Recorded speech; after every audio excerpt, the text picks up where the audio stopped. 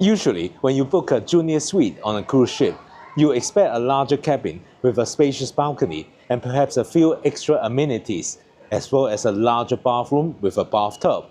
However, when we stepped into our junior suite 1156 on Royal Caribbean's Voyager of the Seas, well, things weren't exactly what we imagined. Stay tuned to find out what's so weird about this junior suite cabin right after this. Hi fellow travelers, this is Ken from Ken Travels 360, and right now we're on board Voyager of the Seas. We actually booked this cruise 18 months ago when cruising on another Royal Caribbean ship, Symphony of the Seas.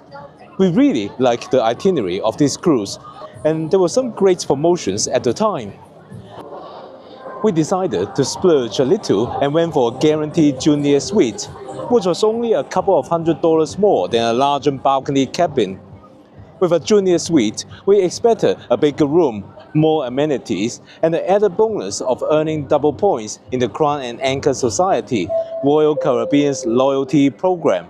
We're working our way towards diamond status, so those extra points were very tempting.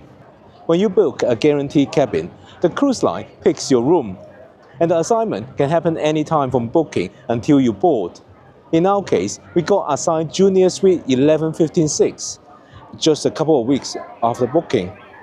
I couldn't help but wonder if this might be one of the least desirable junior suites available on the ship, given how quickly we were assigned it. Well, let's head inside the room and check it out.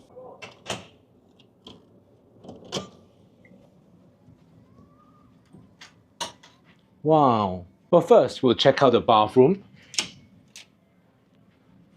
Without doubt, this is definitely larger than what you normally get in a regular balcony cabin. And yes, there is a bathtub as well. That's a nice touch, especially compared to the cramped shower spaces that we have dealt with before. Well, as you can see, there are upgraded toiletries. The shelving space for your personal items feels about the same as a non-suite cabin though. So it's a little bit larger, but not that much. Well, just outside the bathroom, you will find the wardrobe. Honestly, it's decent, but not much larger than what you would normally find in a regular cabin. Normally, in junior suites, you'll get a small walk-in closet, but not here though. Now let's check out the rest of the cabin. Well, here you have what Royal Caribbean calls Royal King Bed. Basically, it can be separated into two twin beds if you like. If you would like them reconfigured, then you just let your room attendant know. There is also storage underneath the bed for your luggage, which is always handy. Now on newer ships, you will find just next to the bed some charging outlets.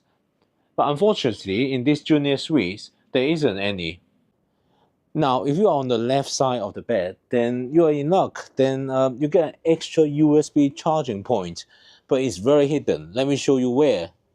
Here you go, this is the phone, and you see this is a USB charging port. Well, moving over to this side, you will find a small sofa or couch for my American friends, as well as an armchair. And above it, there is a flat screen TV. There is also a coffee table, which is quite nice. You get that in junior suites. Well, here you will find a desk, which also doubles as a vanity, but a very small one. And here you will find also some US style as well as European sockets, but I don't see any USB charging ports, which is unfortunate. Compared to our Seaview cabin on Icon of the Seas, there's definitely fewer charging outlets here, so make sure you bring like an adapter if you have lots of gadgets to charge. Over here, you can find a mini fridge. It's just tall enough to fit a bottle of wine. Above the fridge, you will find a closet with a safe. And the safe is not very big. It's enough to put all your passport, wallet, all these things, but it's not big enough for an iPad or laptop. And then over here, we got a lot of drawer space, which is useful. Oh, and there is a Lavazza coffee machine as well, which is nice. You don't get that in a non-suite cabin. Now, apart from the bathtub, you might start to wonder if this is just a larger balcony cabin. So let's check out the balcony. As you can see, this is a very large balcony, probably the largest we've ever had. However, there are a couple of quirks. First of all, you got these glass panels in front. Now, as we are at the front of the ship, I totally understand why they're needed. Without them, it will be way too windy most of the time to enjoy. But the view does feel a little bit obstructed because of them. But okay, let's say if you can look past that, then there's another issue, which is that up there, the Grand Suite, just right above us, they have a clear line of sight into our balcony, so there isn't much privacy. Sure, with normal balconies, your neighbors could usually see into your space too, but this setup just feels a little bit weird. Now, why are these junior suites so weird?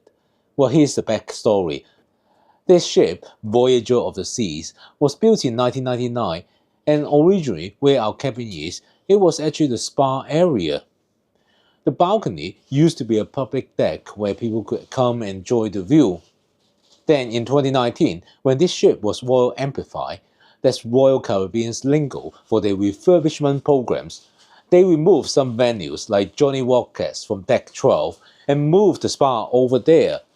And the spa area was refitted as cabins with this strange balcony setup. Of course, this was all done to create more revenue, but I'm not really impressed with that, and I do like the milkshakes from Johnny Rockets. I think honestly, I wouldn't call this as a real junior suite. Yes, they label it as one, but if you're choosing your own junior suite, you probably wouldn't pick this one first. I think that's why we'll assign it so quickly after booking. It's likely one of the least desirable suites on this ship. But don't get me wrong, we're still gonna enjoy this cruise, and the cabin is still reasonable. But I just want to share this with you so that if you're spending your hard-earned money like we did, then you can make an informed decision. It's easy to be influenced by their loyalty program.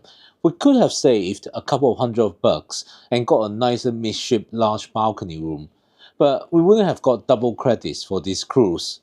So this is only useful if you are looking to climb the Crown and Anchor Society loyalty ladder. Speaking of which, staying in a junior suite doesn't grant you access to the full list of suite amenities, but you do get a few perks, like better toiletries, an special machine, and priority boarding.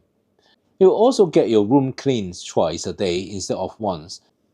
But no concierge service, no access to the suite lounge, suite pool deck, or reserved seating for shows. So, is this junior suite worth it? For the price we pay, £1,421 per person, which is around $1,850, I think we got a fair deal.